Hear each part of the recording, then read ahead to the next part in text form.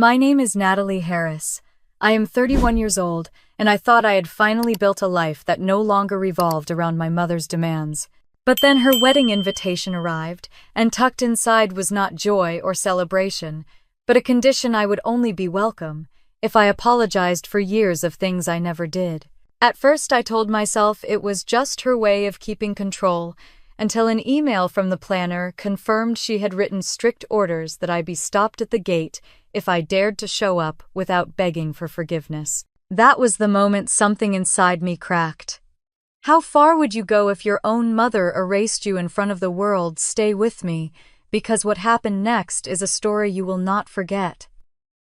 Let me take you back to where it began. I was sitting at my kitchen table in Austin sipping lukewarm coffee when the envelope slid from my stack of mail. It was ivory with gold trim, the kind of stationery people use when they want to show off.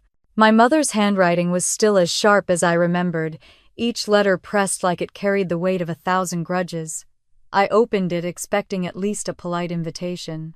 Instead, my chest tightened when I read the words. It wasn't just a wedding invitation.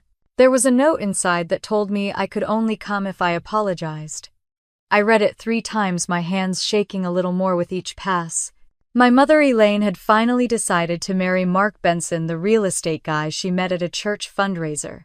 She wanted her big day to be perfect, and apparently the only stain on her version of perfection was me. The condition was clear. No apology, no entry. I felt my stomach churn, the taste of bitterness climbing into my throat. After everything I had done for her, after all the nights I stayed up working overtime so I could help her with credit card payments, this was her way of drawing the line. My phone buzzed. It was an email notification from Rachel, the wedding planner I had hired and paid for months ago. I almost ignored it, but the subject line caught me. It read guest list confirmation. I opened it, scanning the lines of polite professional language until my eyes froze on a sentence that hit harder than the invitation itself. Elaine had written, "If Natalie shows up without issuing a public apology, she is not to step foot inside. Security must stop her at the gate." I dropped the phone on the table, my hands clammy. It was like being erased by my own mother. I could picture her telling Rachel this with that calm, matter-of-fact tone she used whenever she wanted to make sure everyone knew their place. My fiancé Daniel walked into the kitchen just then, still in his work clothes, tie loosened, and hair mussed from the Texas heat. He saw my face and frowned. "What's wrong, Nat?" I handed him the card and the phone. He read both, his jaw tightening as he scrolled. For a long moment he said nothing, just set the papers down and pulled out the chair across from me. "She really wrote this," he finally said. "She actually told them to keep you out." I nodded, the lump in my throat making it impossible to speak. I thought of all the years I had tried to earn her approval, the endless comparisons to my younger sister Carolyn, the way my mother treated my mistakes like sins she could never forgive. Daniel reached for my hand. "You don't have to do this. You don't have to grovel just to be part of her show." "But it's my mother," I whispered, hating how small my voice sounded. He squeezed my fingers steady and warm. "Mothers aren't supposed to treat their daughters this way." I leaned back, the weight of years pressing on my chest. I remembered being 10, standing in the hallway as my parents fought. My father's suitcase was by the door. He looked at me with tired eyes before leaving, and my mother's words rang in my ears that night. "If it weren't for you, maybe he'd still be here." Now, decades later, nothing had changed. She still blamed me for everything. And now she wanted me to beg her in front of her friends, just to sit at a table in a room I had paid for. I wiped my face with the sleeve of my sweatshirt. My coffee had gone cold untouched. Daniel watched me quietly, giving me space, but not letting go of my hand. "I should have known," I said, finally, my voice breaking. "I thought paying for this wedding would be a way to make peace. But all she sees is a chance to remind me that I'm never good enough." The room was silent except for the hum of the refrigerator. The words on the invitation blurred as fresh tears welled in my eyes. I folded the card carefully, almost too carefully, as if handling it gently might change the cruelty written on it. Daniel pushed back his chair and stood leaning down to kiss the top of my head. "We'll figure this out. But you don't have to let her humiliate you to feel like you belong." I wanted to believe him. I wanted to believe there was another way to be her daughter without being her scapegoat. But in that moment, staring at the invitation and the email, all I could feel was the sharp edge of betrayal cutting into me once again. When I was 10, I sat on the carpet in our small living room in Dallas, with my knees pulled up to my chest, listening to the sound of my father packing his suitcase. The zipper rasped like a saw through the silence, cutting the air in a way that made my heart pound. I remember staring at the clock on the wall, watching the second hand tick, as if it were counting down to the end of something I could not stop. My father bent down for a moment, his hand brushing over my hair, and his eyes were tired in a way I could not understand at the time. He whispered that he loved me, then stood up and reached for the door. My mother Elaine followed him with words sharp enough to slice glass. She did not say goodbye to him. Instead, she turned on me as the door closed behind him. If it weren't for you, maybe he would still be here. Those words burrowed into me deeper than any wound. I carried them through every birthday where she forgot to light a candle, every Christmas where she bought Carolyn the dress she wanted while I got socks. Even now, decades later, they echoed. When I read her wedding invitation with its cruel condition. I tried once when I was 13 to prove her wrong. I made straight A's, worked harder than anyone else in my class, stayed late at the library to bring home honor roll certificates. I laid them out on the kitchen counter like offerings, waiting for her to look at me differently. She only glanced at them and said Carolyn would have done it sooner. My younger sister always had her smile. Carolyn's blonde curls and easy charm were the things Elaine bragged about to her friends. She was the good one, the sweet one, the one who never caused trouble. I was the reminder of a marriage that failed. Every time Carolyn got a new pair of shoes or a cake with her name piped in pink icing, I swallowed down the sour taste of being less. There was a summer when I was 15 that stands out in my mind. Elaine had promised to take both of us to Galveston for a weekend. I packed a small bag, tucked away my bathing suit, and waited by the door. She drove off with Carolyn in the front seat, leaving me behind with a note on the fridge that said, "House chores must be done first." I scrubbed the kitchen floor until my knees ached, knowing full well she had never meant for me to come along. I never spoke of it to anyone, not even to my grandparents, who would sometimes shake their heads when they saw how things were. They were old-fashioned, the type to believe family business stayed behind closed doors. So I kept quiet, stuffing my loneliness into journals I hid under my bed.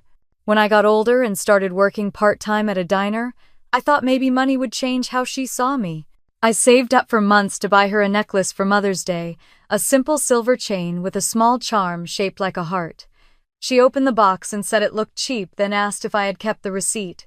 Carolyn had given her a framed photo of the two of them smiling, and that was the gift she showed off to visitors. Even now, remembering these moments makes my throat tighten. It was not just one incident. It was a pattern, a rhythm that set the beat of my childhood. I was the scapegoat, the easy target, the daughter she blamed when her life did not turn out the way she had planned.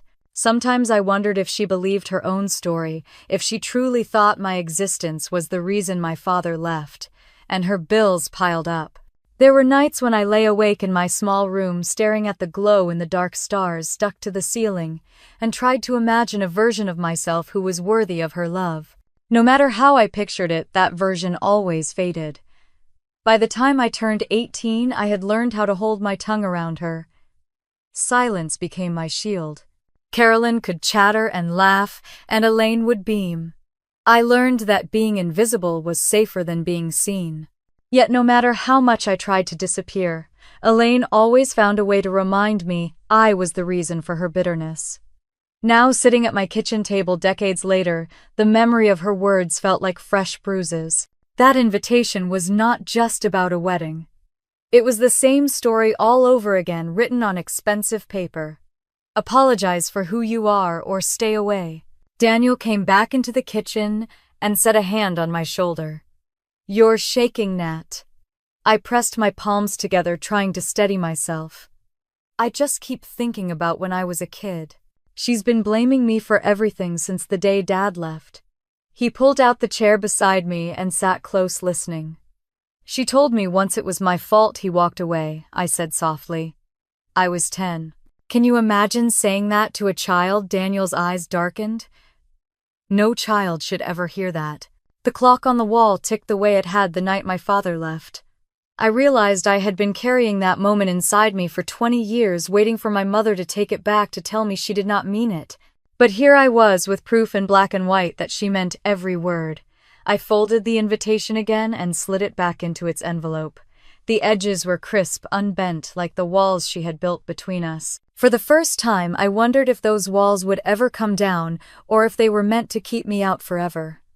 When I was 16, trouble seemed to follow me like a shadow I could never shake. There was a fight in the school hallway one spring afternoon. 2 girls were arguing over a boy, and somehow I got pulled into it. One shoved, the other books went flying, and in the chaos I was accused of starting it. The assistant principal called my mother to come down to the school. I sat outside the office on a stiff wooden bench, trying to hold my hands still in my lap. I kept replaying the moment in my head, how I had only been standing nearby, how I never even touched anyone. When the office door opened, my mother's heels clicked sharply against the tile as she walked in. For a brief second, I thought maybe she would believe me. Maybe she would take my side just once. She stood in front of the principal's desk, arms crossed, and before I could open my mouth, she said it. She has always been difficult. This isn't the first time she's embarrassed me. My heart sank. There it was again, the reflex to point the finger at me. The principal glanced at me with pity but said nothing. I wanted to shout, to explain, but the words stuck like stones in my throat.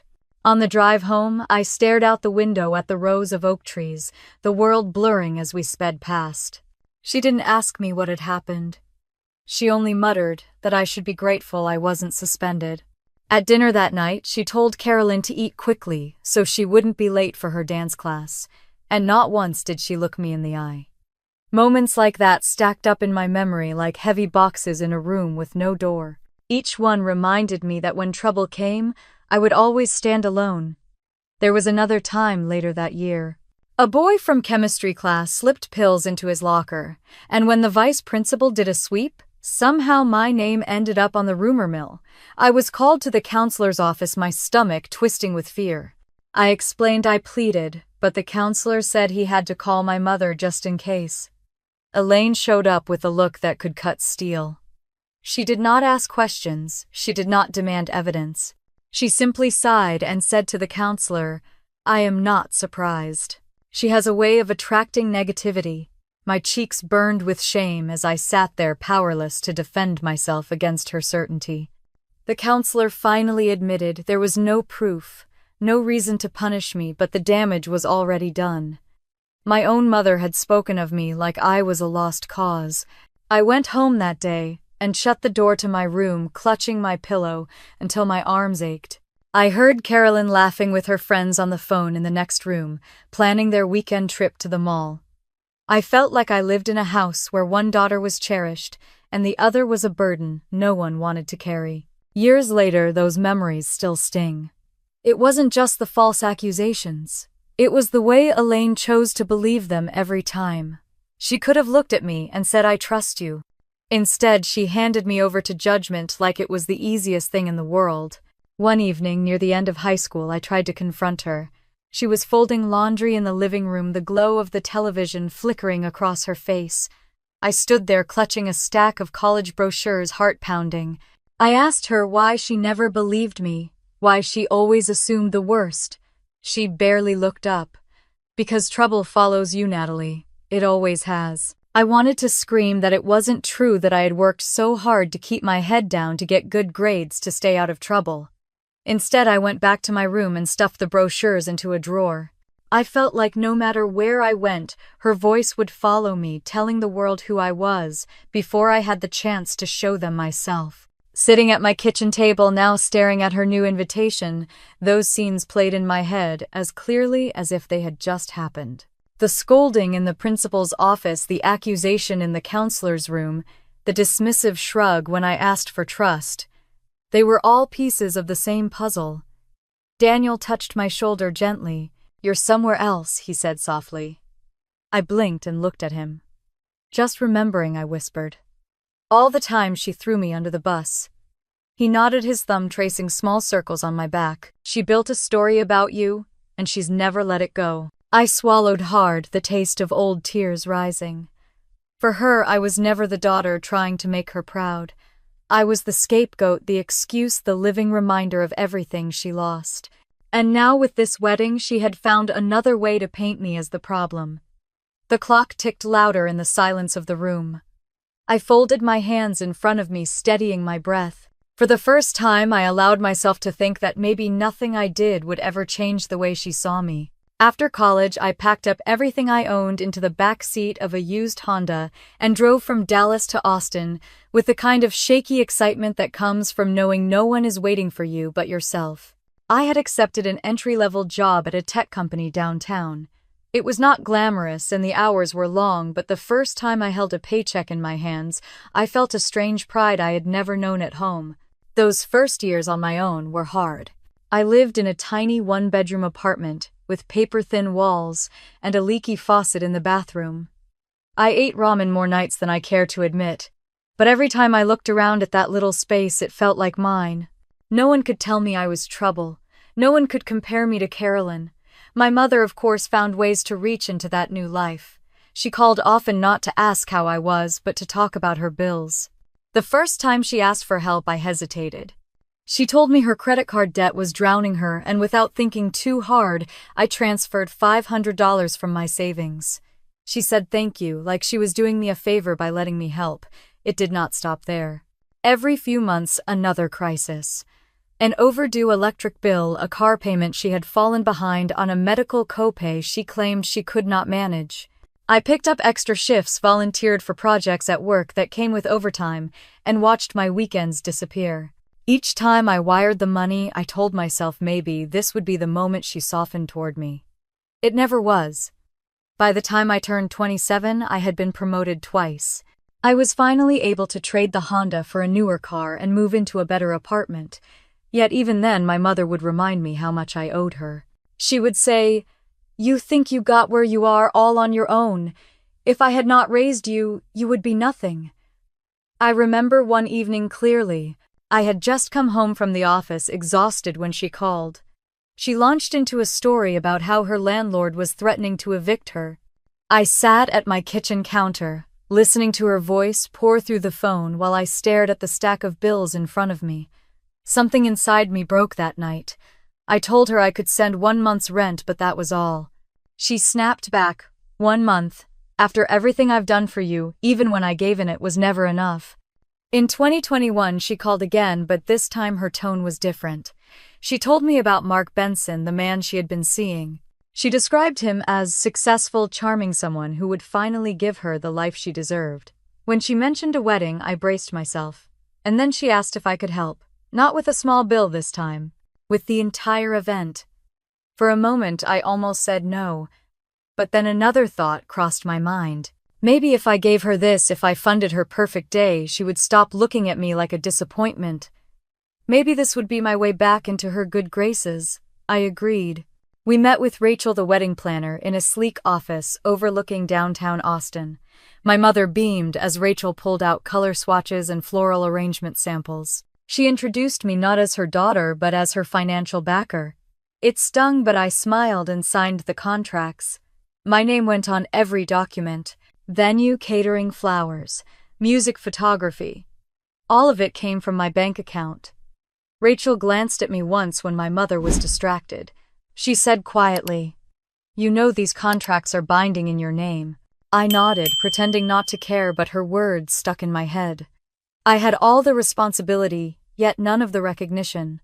In the months that followed, I poured thousands into deposits and down payments. Every check I signed, I told myself this was an investment in peace. If the price of being accepted was footing the bill for a lavish wedding, then maybe it was worth it. Still, there were moments when I caught myself doubting. I would overhear my mother bragging to her friends about the event. She never once mentioned me. She would say, "Mark and I are planning the most beautiful celebration. Not Natalie is making this possible." Sitting in my apartment now with the invitation lying flat on the table, I felt the weight of all those years pressing down on me. From the first $500 I sent to the latest transfer for the florist, I had been trying to buy my way into a love that never came. Daniel came into the room and set a glass of water in front of me. His voice was calm but steady. "You know, Nat, none of this is your fault." I looked at him, searching his face for something to hold on to. "She wanted me to pay for it all," I said softly, and I did. "Every contract, every check, it is all in my name." He leaned against the counter, arms crossed. "Then that means you have more power than you think." I stared at the envelope again, the gold trim catching the light. For the first time in years, I wondered if he might be right. 2 weeks later, I sat at a long table inside the fellowship hall of a Methodist church where my mother was hosting a luncheon. It was supposed to be a casual gathering, a chance for her to introduce Mark to her circle of friends. The room smelled faintly of coffee and lemon bars, and the chatter of women filled the air. I slipped into a chair at the end of the table, hoping to blend into the background. Elaine wore a pale blue dress, and pearls her hair styled to perfection. Mark sat beside her, smiling politely as she held court. She leaned forward, her voice carrying easily across the table. "This wedding will be the most beautiful event Austin has seen in years. The venue overlooks the river, the food is from the best caterer in town, and the flowers, oh, the flowers will be flown in fresh." I felt eyes shift toward me, and for a second I thought maybe she would acknowledge my role in all of it. Instead, she tapped Mark's arm and said, "We are making it all happen." The words stung. I stared down at my plate, pushing crumbs of cornbread around with my fork. A woman across the table asked about the budget. My mother laughed, tossing her hair back, and said, "Let's just say my daughter owed me, and now she is finally paying it back." The women chuckled politely, but I felt my cheeks burn hot. I looked at Mark, hoping for some flicker of discomfort, but he only sipped his coffee. When the luncheon ended, I helped stack plates in the kitchen. My mother followed me in heels, clicking against the linoleum. She said quietly, but firmly, "I don't want you talking about money with anyone. This day is about me and Mark, not you." I clenched my jaw, swallowing down the words I wanted to throw at her. She had just bragged about me paying for everything, yet now I was supposed to stay silent. Later that week, I stopped by her house to drop off a check for the band deposit. Carolyn was there, stretched out on the couch with her phone, laughing at something on the screen. She looked up at me with a smirk. "Mom says you are finally being useful." I set the envelope on the counter, my hands shaking. Useful. That was all I had ever been to them. Elaine came out of the kitchen with a glass of iced tea. She took the envelope without a thank you, glanced at the amount, and nodded. "This will do." I tried to steady my voice. "Mom, you know I have put down every deposit. Venue, flowers, catering, everything is in my name." She waved her hand like she was brushing away a fly. "You are doing your duty, Natalie. Family takes care of family." I wanted to tell her that family also shows gratitude, that family does not humiliate you in front of their friends. But I knew if I started, it would spiral into a fight where I was the villain yet again. That night I lay awake, staring at the ceiling, Daniel's soft breathing beside me. The more I thought about it, the more I realized my mother saw the wedding not as a celebration of love, but as a performance. The guest list was filled with colleagues, church members, and distant cousins she barely spoke to. It was all about appearances, about reclaiming something she thought life had stolen from her. At the office the next day during my lunch break, I pulled out my phone and scrolled through the planner's emails. Each contract had my name on the signature line, the charges billed directly to my account. The reality settled heavy in my chest. I was the one holding all the strings, even if my mother pretended otherwise. That evening, Daniel and I sat on the balcony of our apartment, the city lights twinkling below. I told him about the luncheon, about the way she had dismissed me in front of everyone. He listened quietly, sipping his beer.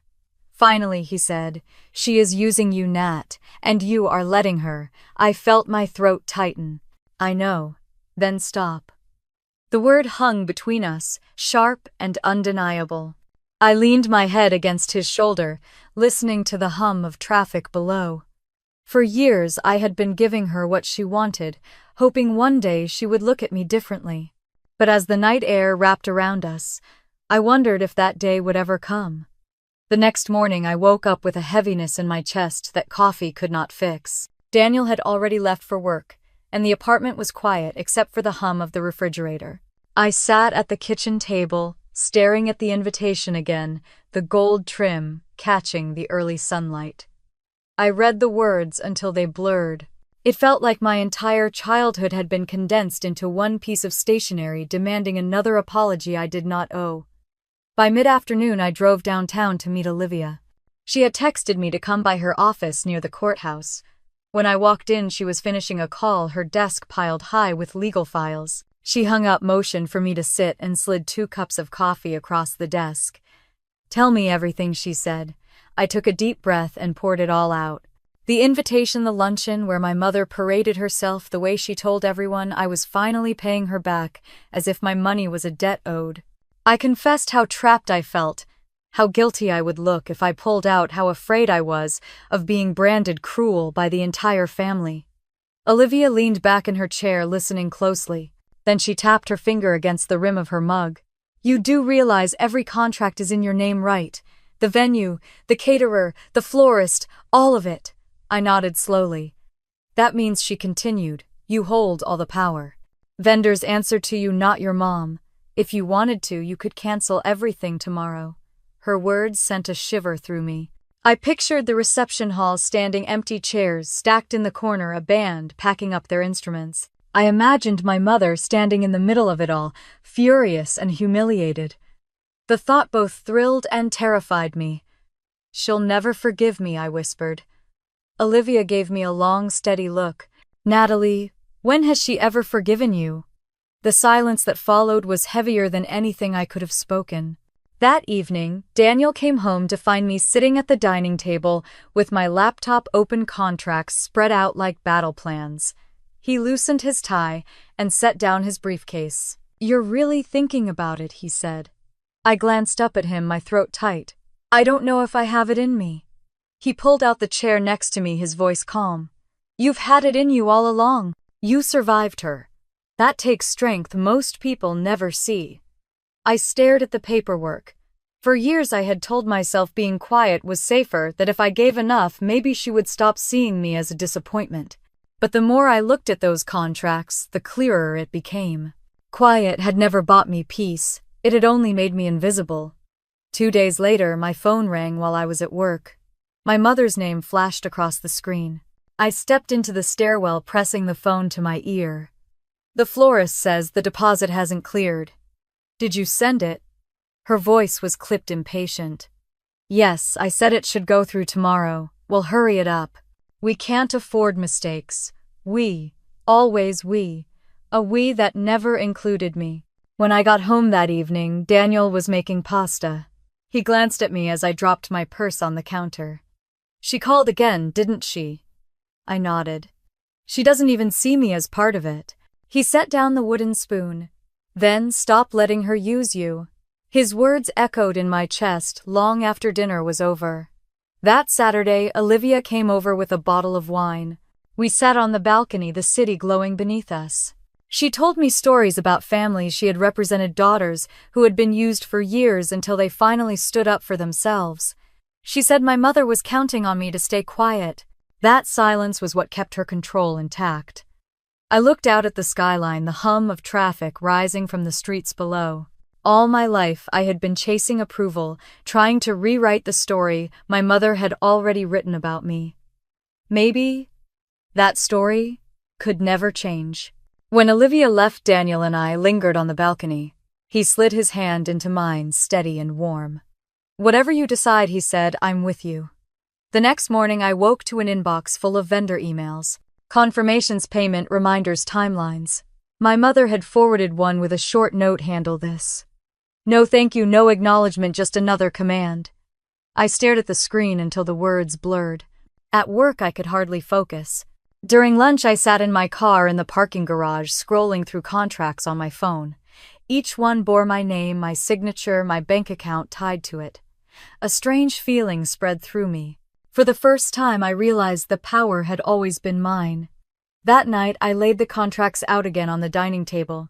Daniel sat across from me, watching quietly. His silence felt like trust. He was waiting for me to see it myself. I picked up the one for the venue, the biggest expense of all. My name at the bottom seemed to glow under the lamplight. It was like seeing my own reflection after years of thinking I had disappeared. I pressed the papers flat, my hands steady now. For the first time in years, I felt the edges of control shift into my hands. Not freedom yet, not fully, but the outline of it was there, waiting for me to step across. The next day, I woke with the uneasy feeling that I could not keep pushing this conversation off. My mother's voice had lived inside me for so long, but now the weight of those contracts on my dining table was louder. Daniel left early for a meeting, kissing my forehead before he went. I sat at the kitchen counter with a cup of coffee gone cold, staring at the stack of papers that held both my burden and my power. I knew I had to face her. I called that afternoon and asked if we could meet. Her tone was clipped annoyed, but she agreed. She suggested a diner off I-35, the same one we used to go to after church when I was a teenager. I drove there with my hands gripping the wheel tighter than usual, my heart thudding with a mix of fear and determination. When I walked in, she was already seated in a booth, her posture perfect as always. A glass of iced tea sat sweating on the table in front of her. Carolyn was with her, lounging against the seat with her phone in hand. I slid into the opposite booth, smoothing my palms against my jeans to hide the tremor in my hands. "I want to talk about the wedding," I began. Elaine's eyes flicked up from her glass. "You don't need to talk. You just need to do what I asked." My throat tightened. "You mean apologize?" "Yes, apologize," she said, her voice sharp and cold. "Stop making this all about you." Carolyn finally looked up from her phone, smirking. "She's right, Nat. You're always dramatic. Why not just say you're sorry and be done with it?" I looked from one to the other, feeling the familiar sting of being cornered. My voice shook at first, but I forced it steady. "Mom, I've put down every deposit. The venue, the caterer, the florist, all of it is under my name. I thought this was supposed to be a chance to make peace, not another way to humiliate me." She set her glass down, unimpressed. "You're doing your duty. That money doesn't change the past. You owe me that much." The words slammed into me. Duty, owe me. I thought of the years I had bent myself in half to keep her afloat, the loans I had taken, the nights I had cried myself to sleep after she called me ungrateful. I reached into my bag and pulled out the folder of contracts. I laid it flat on the table and slid it toward her. "Do you understand what this means? These are my contracts. If you don't want me there, then none of this happens." Carolyn gasped, her face twisting with disbelief. "You wouldn't dare." Elaine's lips curved into something almost amused. "You are bluffing. You wouldn't dare humiliate your own mother." Her words struck something deep inside me. For years she had humiliated me without hesitation, belittled me in front of family, dismissed my efforts as meaningless. My voice came out steady, even calm. "I'm not bluffing." The air went heavy. Carolyn's eyes darted between us, her voice rising. "She's lying, Mom. She just wants attention." Elaine stood suddenly, her chair scraping the tile. She grabbed her purse, her expression icy. "You need to grow up, Natalie. Life is not about you. If you want to be at my wedding, you will apologize in front of everyone. If not, stay home." She turned and walked out, Carolyn following close behind. I sat frozen in the booth, staring at the empty space where they had been. The waitress came over quietly and set down the check. "You okay, honey?" she asked, her voice soft. I forced a smile. "I will be." Back at the apartment later that evening, I replayed every second of the diner conversation. Daniel listened as I spoke, his face tight with anger. She really said that, I nodded, tears filling my eyes. I told her about the contracts. I told her I could cancel everything. He reached across the table, taking my hand in his. "Then maybe it's time you did." The folder was still on the table between us. I opened it, flipping through the contracts one by one. The venue, the catering, the band, the flowers. Every single one bore my signature, not hers. For so long, those documents had felt like chains. But now, staring at them under the glow of the lamp, they looked more like keys. I thought about my mother's face when I slid the folder across the table. The flicker in her eyes before she masked it with disdain. For the first time, she had seen me as someone who could take something away from her. That moment had shaken her. Daniel's voice was quiet but steady. She has used you your whole life. You don't owe her this. I leaned back, staring at the ceiling, feeling the weight of years pressing down. I thought of all the birthdays where I was forgotten, the graduations, where she criticized instead of congratulated, the times she called me a disappointment in front of Carolyn.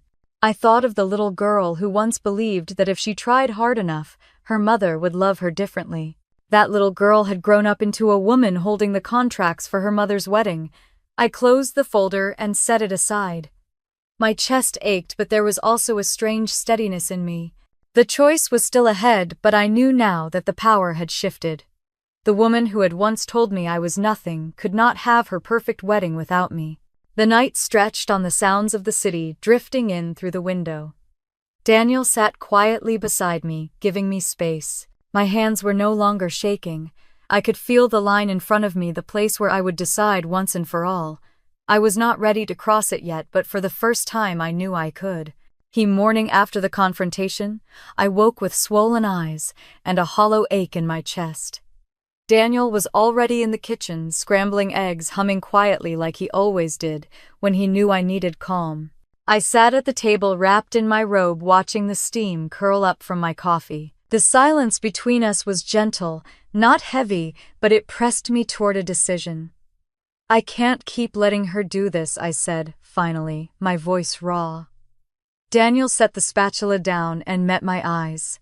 Then, don't. We don't have to be here when her big day falls apart.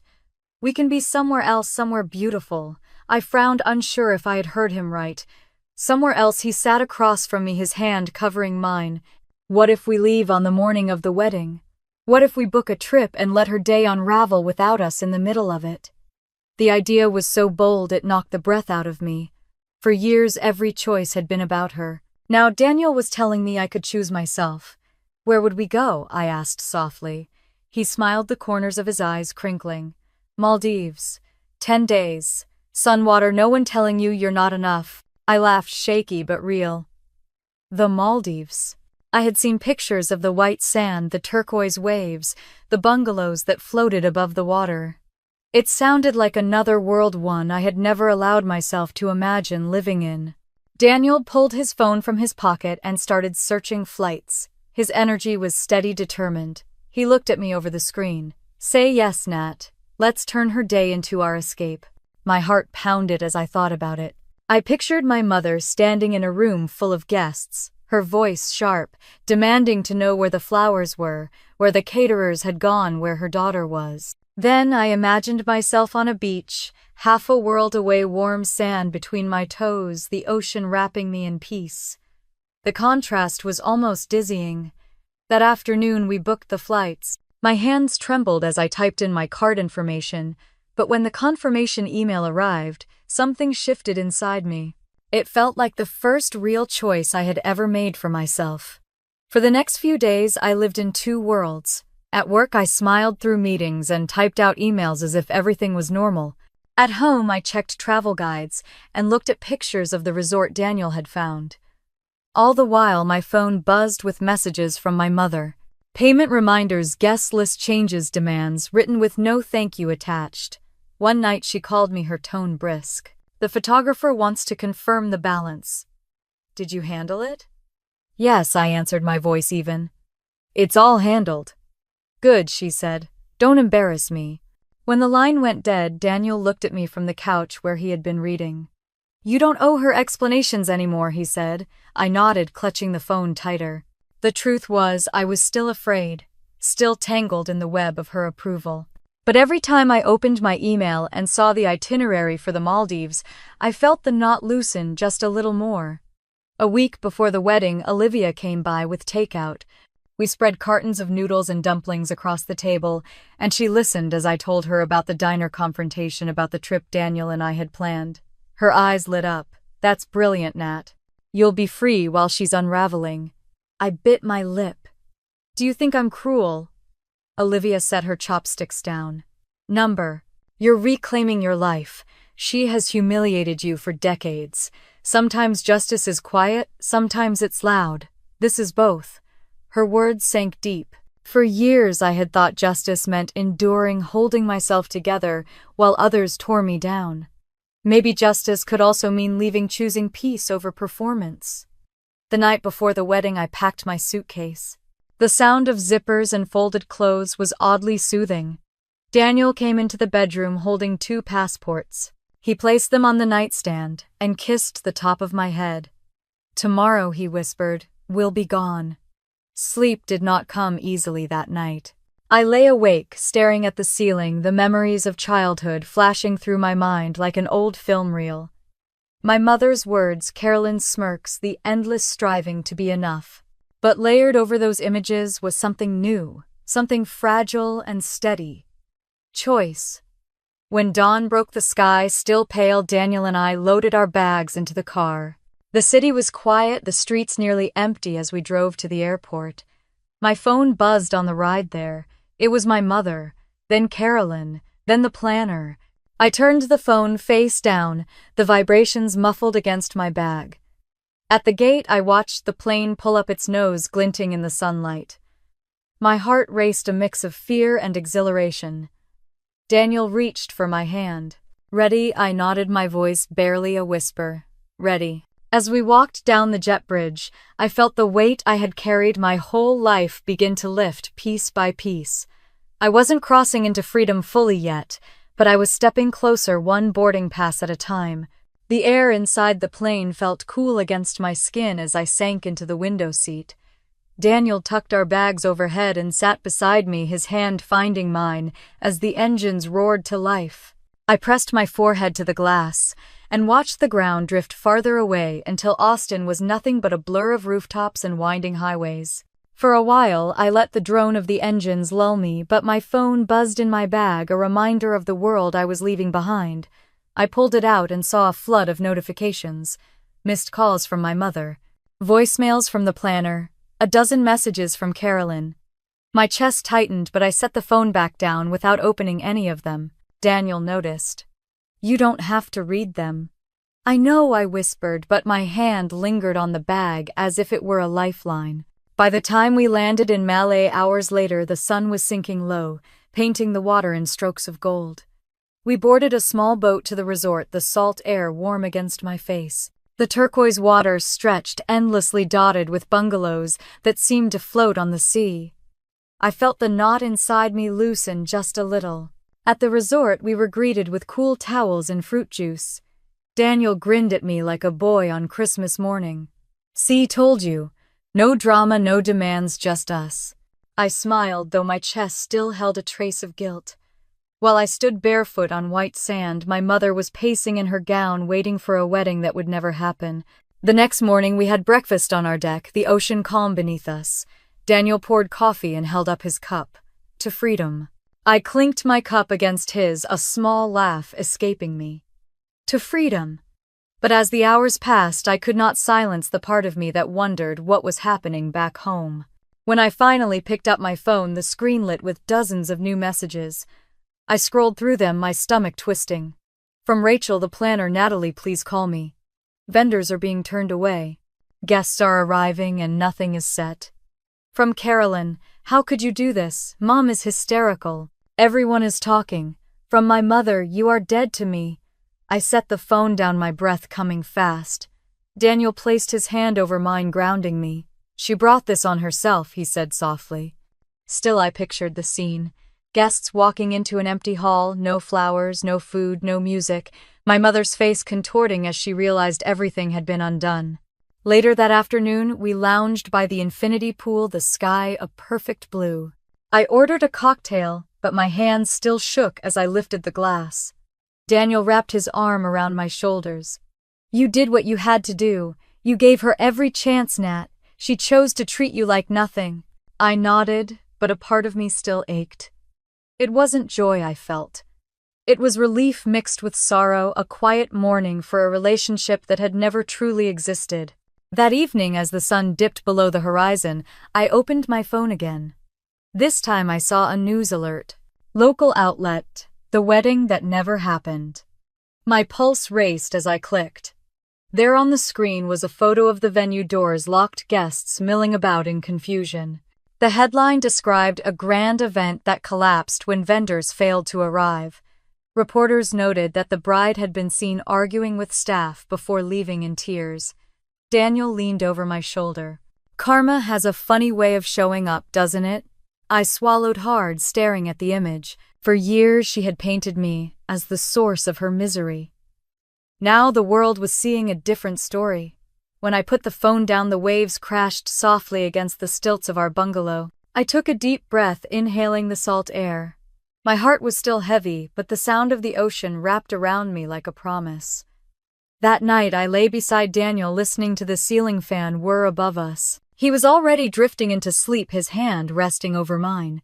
I closed my eyes, letting the rhythm of the waves guide me. For the first time in a long time, I did not feel like I was waiting for her approval. I felt like I was learning how to breathe on my own. The morning light poured across the water like molten gold when I finally opened my eyes. Daniel was still asleep, his arm draped over me, his breathing slow and even. I eased myself out of bed and stepped onto the deck, pulling the curtains wide. The ocean stretched out forever, calm and endless, and I stood there gripping the railing until my knuckles turned white. It was the first time in years that I woke up without feeling like I had to brace myself for someone else's demands. I made coffee and sat cross-legged on the deck with my journal, the one I always carried but rarely wrote in. My hand trembled as I set the pen down on the page. The words came slow at first, then spilled like they had been waiting for this moment. I wrote about the diner, the way my mother's eyes had narrowed when I slid the contracts across the table. I wrote about Carolyn's smirk, about how I had swallowed humiliation for so long it had almost become part of me. Then I wrote about stepping on the plane, how each mile we put between us and Austin felt like shedding another layer of her control. Daniel came out, his hair mussed, carrying 2 cups of coffee. He sat beside me and kissed my temple. "What are you writing?" "Just trying to get it out of my head," I said. "Good. Don't keep it locked inside." We spent the morning walking along the shoreline. The sand was soft under our feet, the waves warm as they lapped at our ankles. A young couple nearby laughed as they built a clumsy sandcastle. For a moment I envied their lightness, that easy joy that had never been mine in my mother's house. Daniel squeezed my hand as if sensing my thoughts. "This is your life now, Nat. You get to choose." When we returned to our bungalow, my phone buzzed non-stop in the drawer where Daniel had tucked it the night before.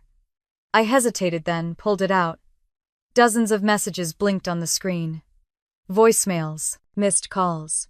My stomach clenched. Against Daniel's gentle protest, I pressed play on one. It was my mother's voice, sharp with fury. "How could you do this to me? Do you have any idea what people are saying?" Mark walked out. The guests left humiliated. "I will never forgive you for this." Her words stabbed like knives, but underneath the rage I heard something else. Desperation.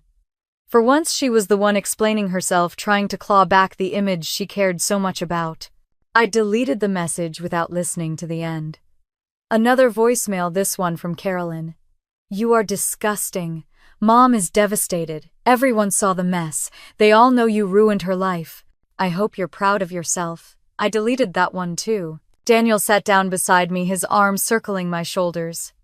"You don't have to let them pour that poison into you anymore." I nodded, pressing my face into his chest. For years I had carried their words like gospel. Now I was learning they were nothing more than weapons. That evening the resort set up dinner for us on the beach.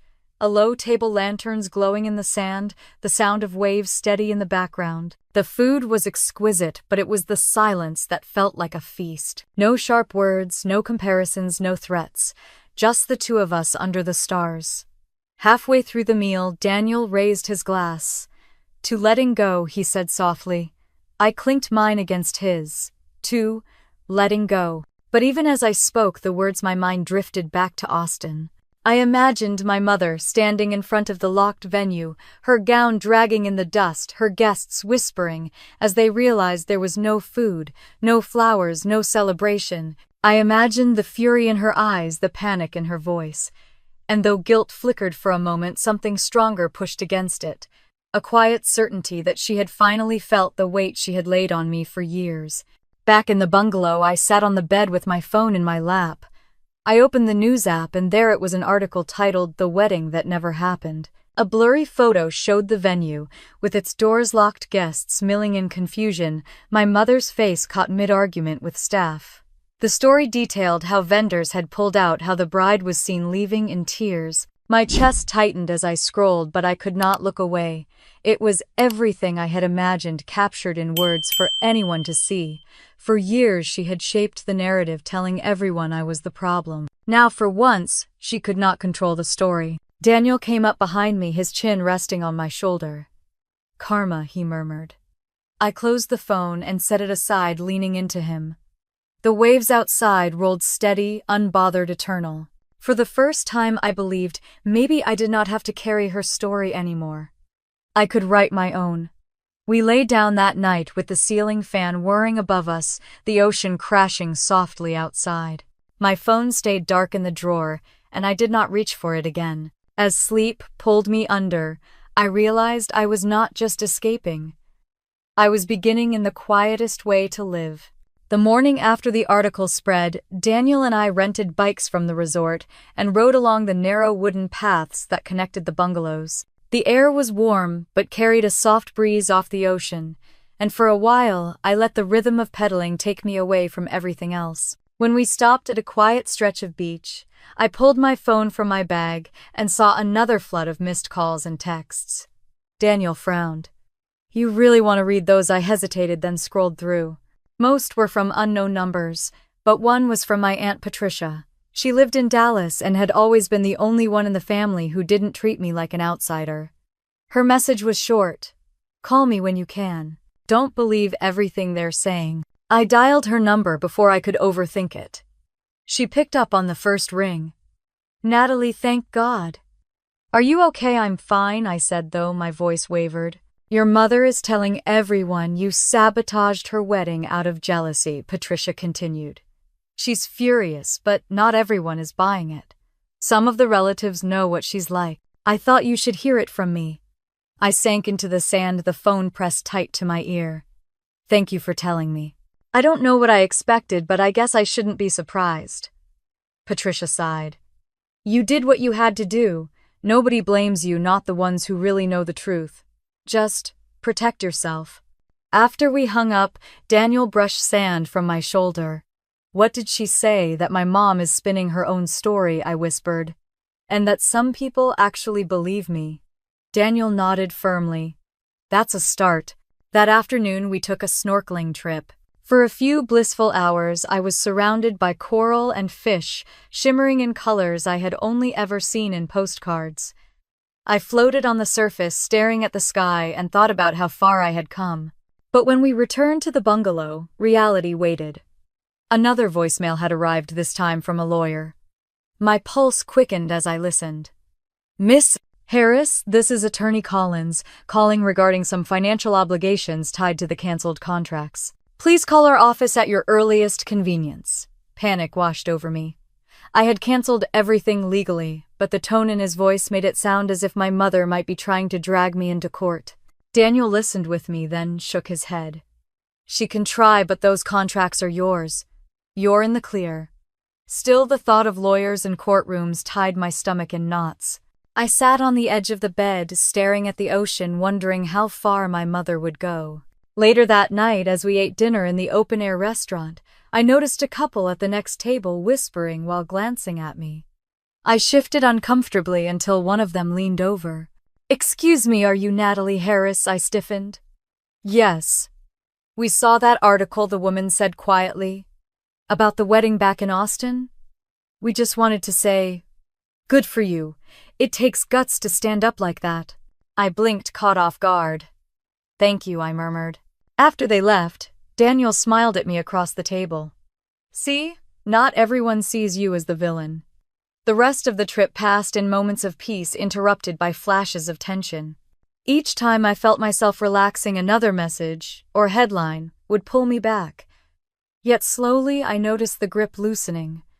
The voices of strangers on the internet didn't weigh the same as her voice in my head.